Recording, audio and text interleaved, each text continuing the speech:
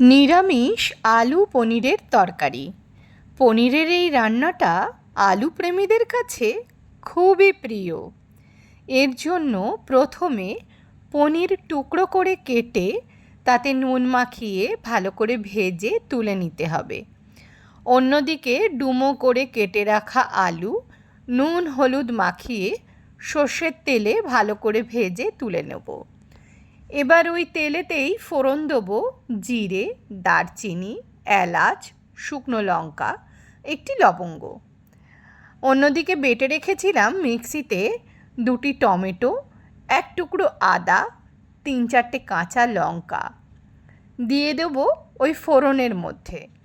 সঙ্গে দেবো হলুদ গুঁড়ো, ঝাল লঙ্কা গুঁড়ো, কাশ্মীরি লঙ্কা গুঁড়ো, নুন, চিনি, কাসৌরি মেথি আর আগে থেকে গুঁড়িয়ে রাখা ভাজা জিরে।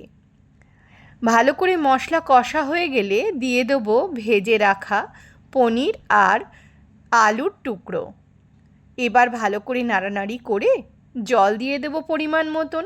ব্যাস, ঢাকা দিয়ে ফুটে উঠলেই তৈরি হয়ে যাবে আলু পনিরের তরকারি, যা কিনা রুটির সাথে, পরোটার সাথে অথবা ভাতের সাথেও খেতে কিন্তু দারুণ লাগে।